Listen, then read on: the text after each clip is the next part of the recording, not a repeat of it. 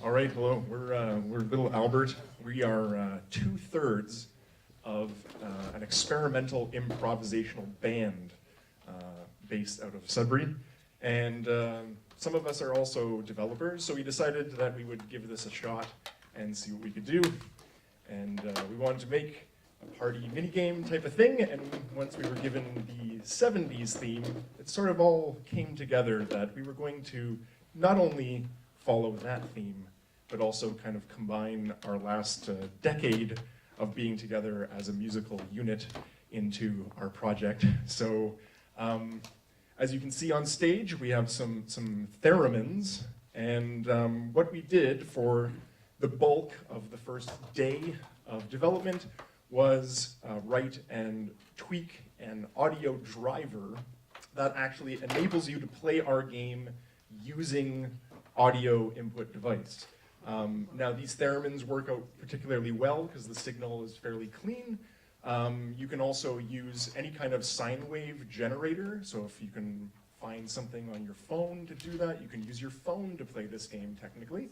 And basically what you're going to do is control your avatar, if I can call it that, on the screen by changing the pitch or frequency that you're playing. And on top of that, we built a bunch of little audio loops, and the game randomly mixes these together as it goes on, and it also applies some neat effects to the audio that you provide to the game and mixes that into it as well.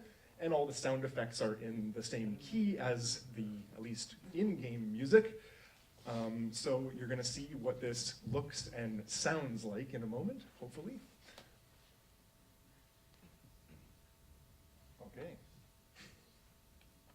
Rated T 14. All right, so with it being the 70s, there's our groovy wallpaper and the our virtual Sony, I guess it's a, what is it, a KV 1300E television with the wood paneling on the sides. And once you select your audio input device, the game begins.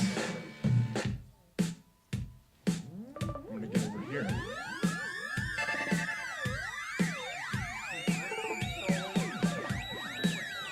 So you basically are, as we do every week, you are having an improvisational jam session, and you are also somehow playing a game that has a score associated with it at the same time.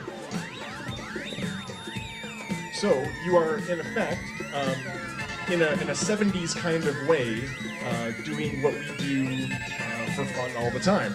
And it kind of makes sense, I think, using theremins as input devices. Sure, it was invented in 1919, but it was really kind of popular in the late 60s because of its inclusion in popular music. So I kind of assume everyone bought a theremin in the late 60s. By the 70s, it was out of popularity. They were just collecting dust. You just have a basement full of theremins. This seems like a great opportunity in our alternate 70s universe to make some use of these old devices. So now, eventually this game is going to end. Oh man, they're actually getting way too good at this.